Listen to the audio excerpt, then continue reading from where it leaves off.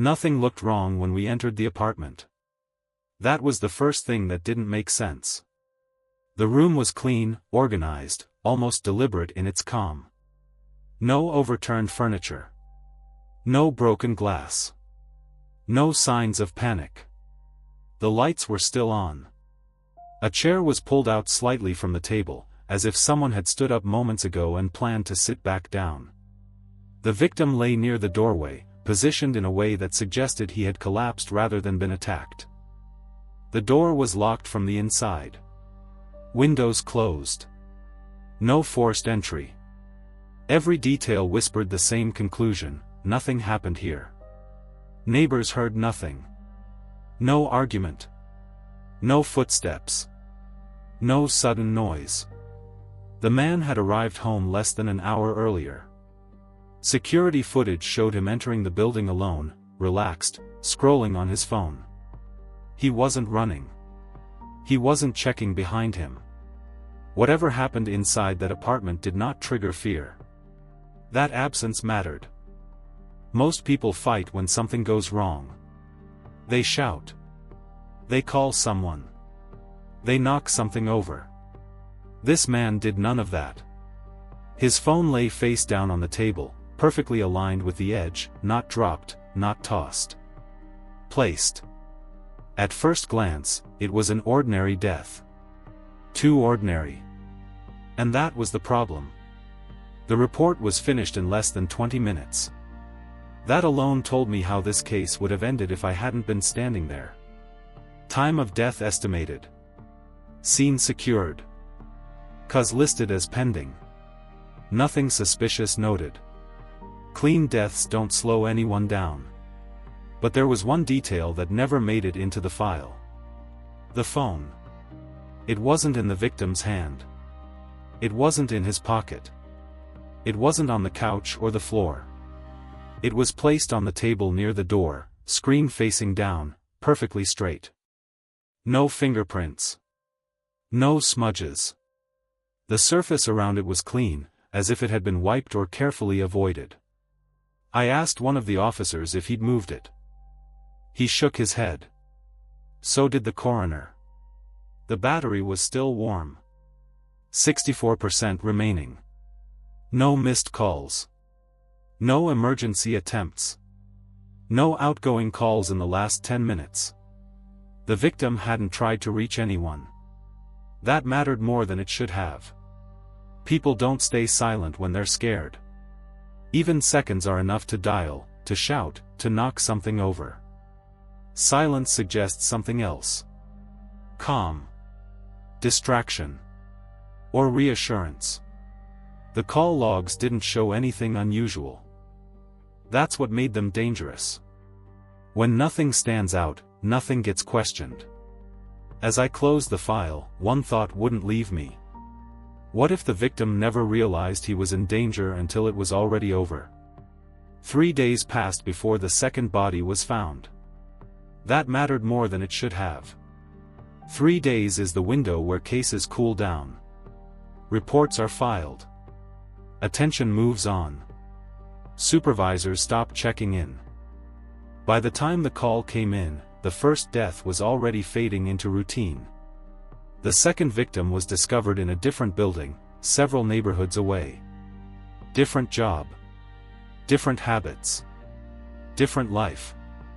On paper, there was no reason to connect the two cases. And at first glance, the scene offered nothing new.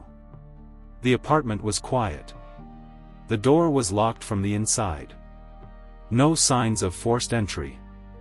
No overturned furniture. No evidence of a struggle.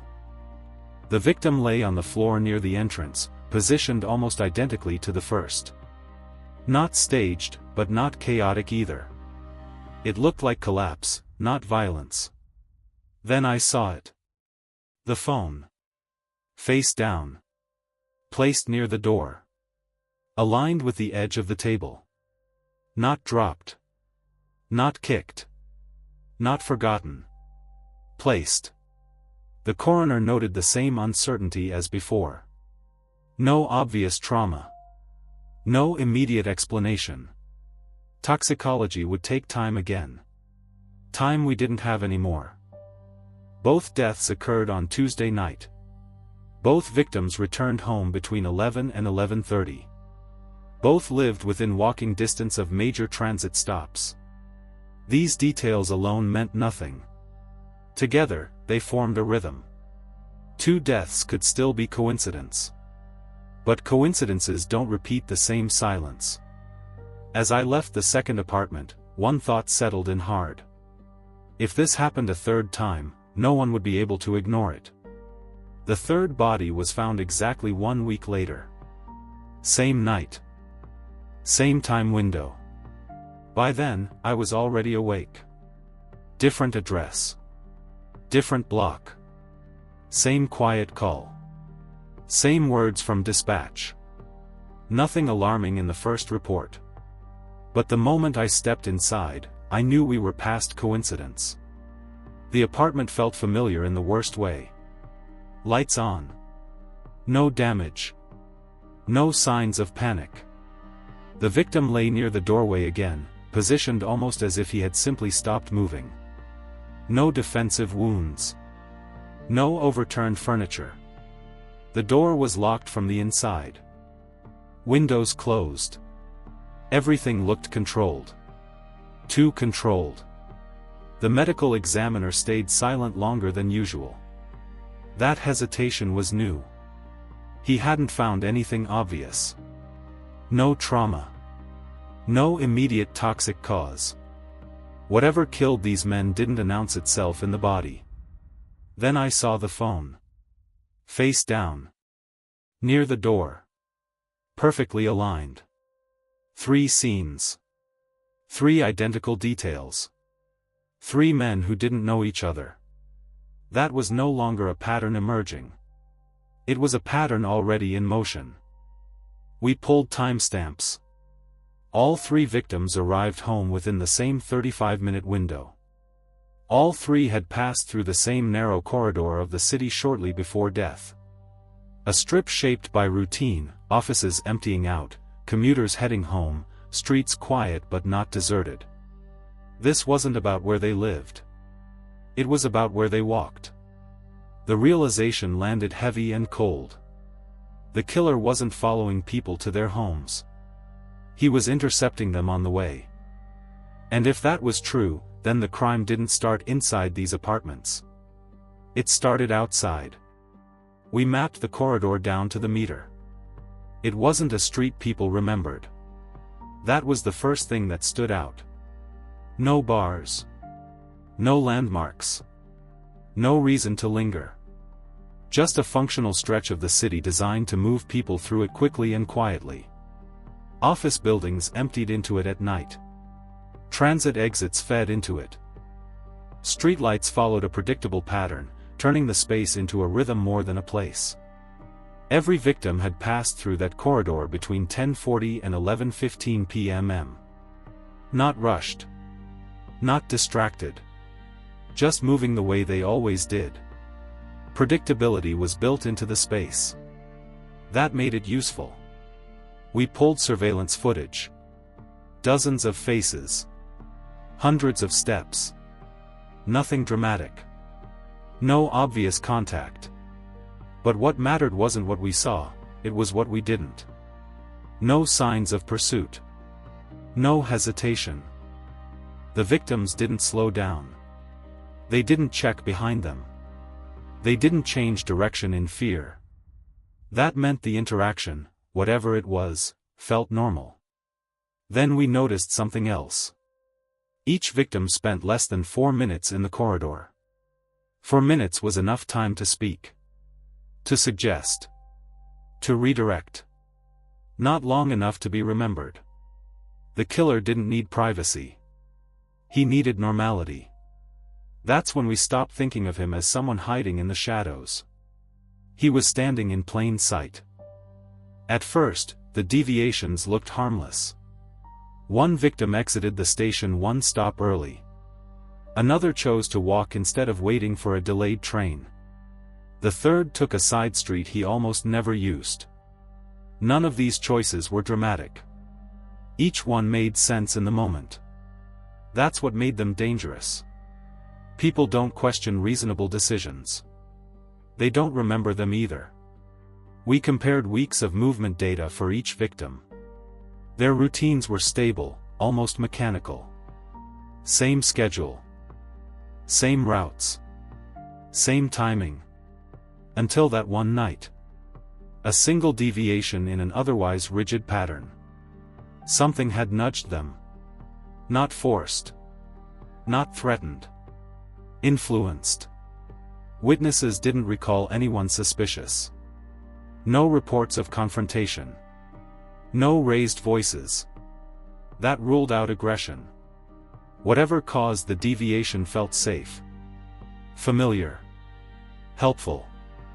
That narrowed the possibilities. Someone had spoken to them. Briefly. Calmly. In a way that didn't register as danger. A warning about a delay.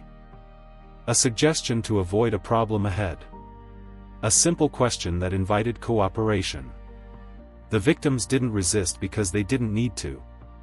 By the time they reached their doors, the decision had already been made. That's when I understood something unsettling. The killer didn't take control at the apartment. He took control of the moment before it. The first mistake wasn't made by the killer. It was made by us. We assumed the influence happened in the corridor.